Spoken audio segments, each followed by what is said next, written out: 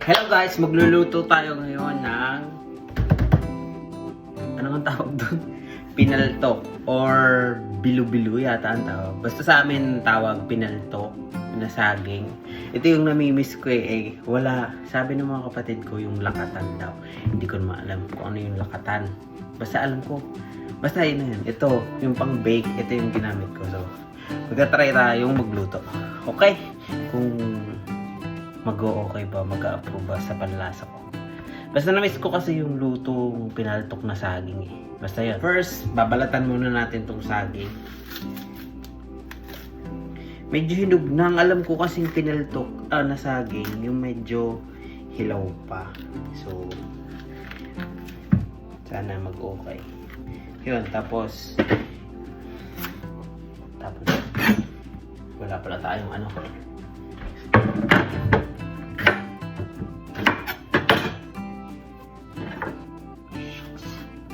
Medyo matigas pa siya pero parang hinog na.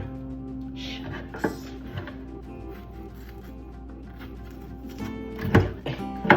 Siguro nakain ko to mga 15 years ago.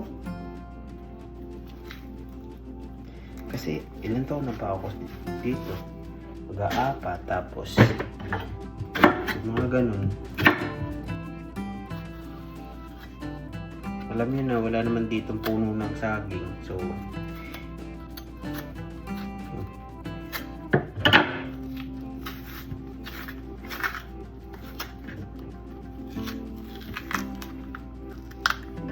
madakta. 4 na piraso lang. Kasi hindi ko nga alam kung mag-o-okay.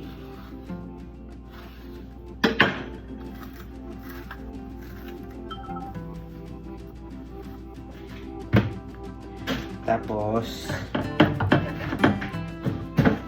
hugas ng kamay. Okay. Bumili pa ako nito. Itong grater na to. Paano ba ito buksan? Diyos ko po. Matagal na talaga akong gusto nag-crave dito. So syempre wala namang kapag wala ka sa bukid or sa Pinas ganun.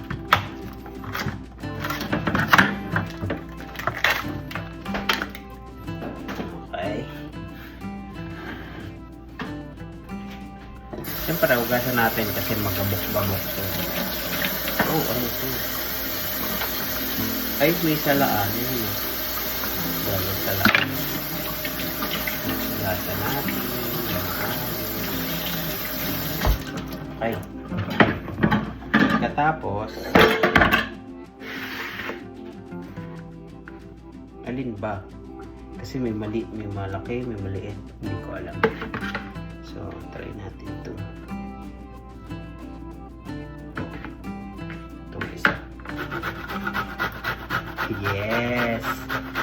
Ayun. Sana mag-okay itong aking recipe. Yan, tapos ko nang i-grater or i-jarin. Yan o.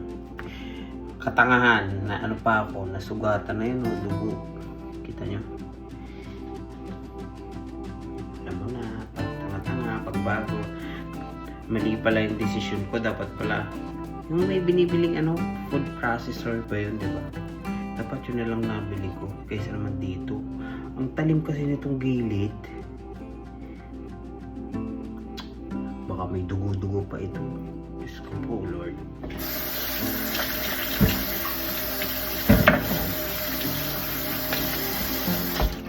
Yan. Yung 4 na saging, ganito lang kadami. Ano? Sana madami. Madami mang magawa. Hindi ko tuloy na yad-yad. Paano ba? Ano ba yung gusto? Sa yad-yad. Meron pang kaunti. Ayun. So,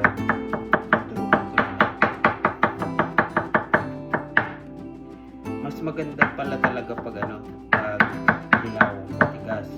Pag yung malambot, nadudurog. Nasaan na yun?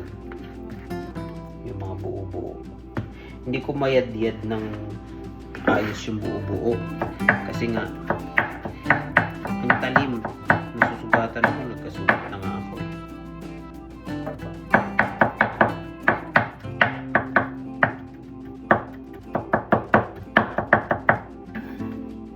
Okay.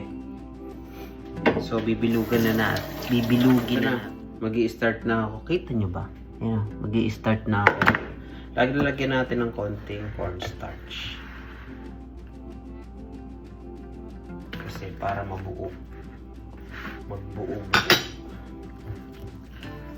Kaliwa tuloy ako. Kasa. Or pwede sigurong harina.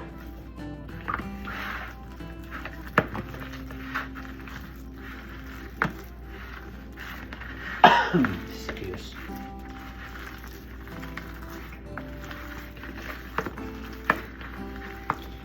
Sabi nung kapatid ko, ano daw, kasaba. Ano ba yun? Kasaba flour. Pwede na siguro itong cornstarch. Wala akong kasaba flour eh.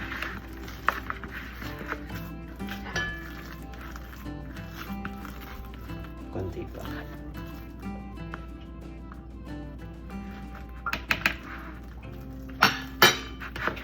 Yan. Medyo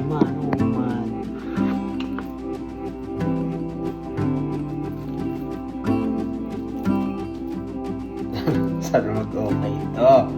Bakit hindi nagbubuo-buo? O kaya harina, no?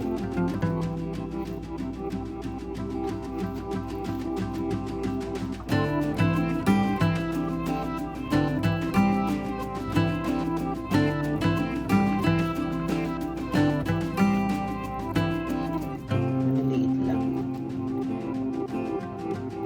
Ay, habang binibilog ko pala ito, papakulo muna ako ng tubig.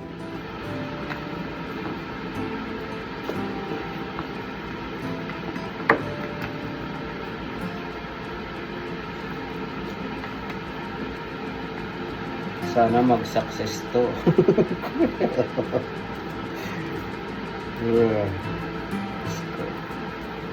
Sa susunod, pag magluluto na uli ako, dadamihan ko na ang saging. Mahal kasi ang saging dito. Magkano ba to? 4 na piraso, napakamahal. Kung sa Pinas lang, kung pupunta ka lang sa gubat,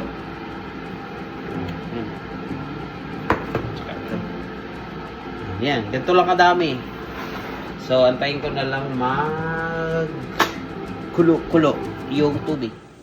May pa ganun pa. Ayan o, kumukulo na yung tubig. Sabi ng kapatid ko, pag daw kumukulo na yung tubig, ilagay na daw yung yun.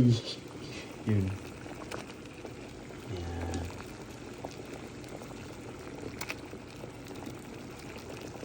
Yung saging. So, sana mag-okay. Ako'y natatalsikan. Ayan. Hindi ba nag-ano-ano? Tagda? Hindi ba nag-hiwa-hiwalay? Shucks. Saan na natin ang ilaw? Ayan.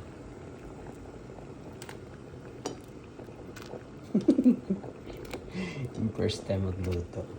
Alam nyo ba guys, yung 4 na piraso is almost $3 na. Oh.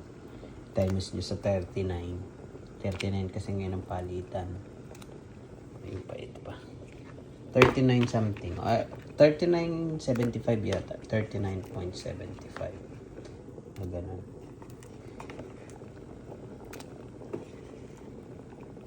Medyo madami-dami na din naman, pero mas gusto ko madami pa. Isang kainan ko lang ito eh. Paano ko mabibigay yung mga kasama ko? Ay, akin lang.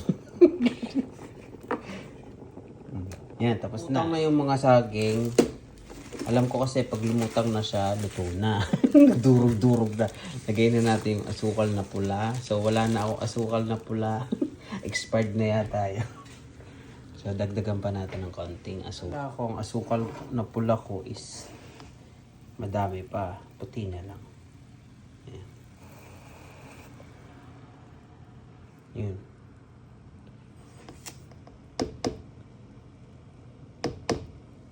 Ayan. Halo-halo.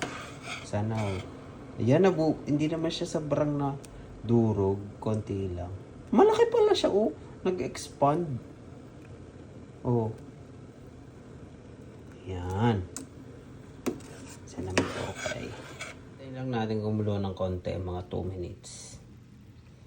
So, pagkatapos niyan, lalagay natin yung final ingredients, which is, ayun, gata. So, yan. Nakulo-kulo na. Dun, dun, dun, dun, dun. Sana masarap. Later, taste test. So, hindi pa ako nagla-lunch. Ito na lang kakainin ko. Okay, ito na yung final step. Gata. Mahirap mag-vlog ng ikaw na yung naghahawak ng mahirap mag-video. So, antayin na lang uli natin kumulo. Hopefully, mag-okay ka. Depende sa inyo kung gusto nyo lagyan pa ng sago or langka. Basta ang gusto ko, yung natural lang. Ano lang, yung 4 na ingredients lang. Saging. 4 na ingredients ba? Basta saging, tubig, gata, asukal. Depende na sa inyo kung gusto nyo pang lagyan ng pampasarap.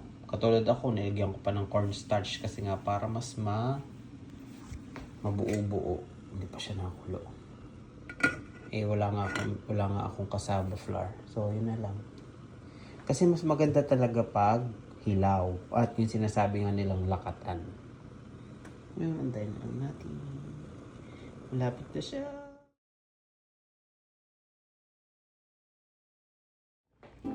Yan.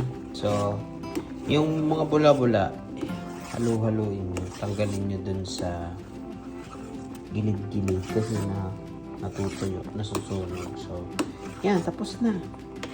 Oh, ha? Sarap!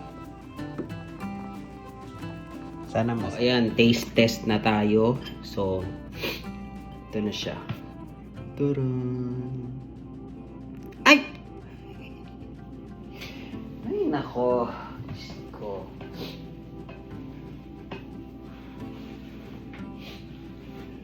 Tinapon pa. So, punasan natin. So, yan. Kakalat pa tayo. So, tikman natin kung masarap.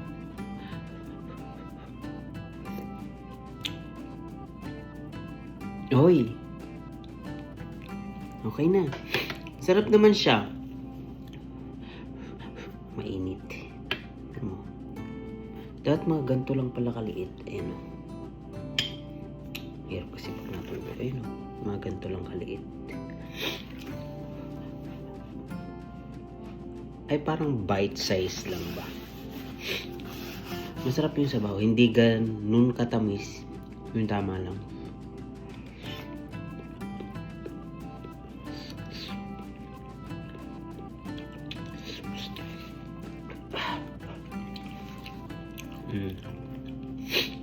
Pero syempre, yung loob nito, lasa saging. Natural saging to. Ibig sabihin,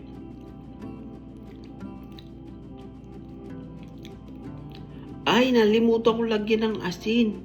Sabi kasi nung kapatid ko, lagyan ko daw ng asin habang nilalamas or minimix ko yung ito. Konting asin lang daw. Nalimutan ko na yun. Pero masarap naman. Hindi siya sobrang tamis. Kasi ilang kutsara lang naman nilagay ko. 2 at saka konting asukal na pula. Na pa-expired na yata yun.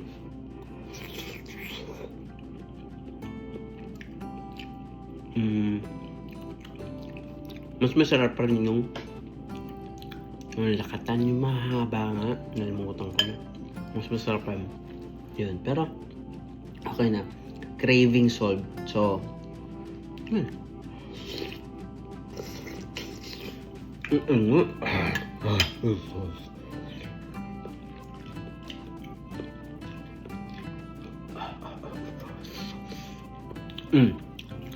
Para sa inyo, napaso tuloy ako.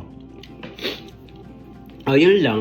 Sana may natutunan kayo dito sa bagong recipe na pinaltok or ginataang saging na bilo-bilo.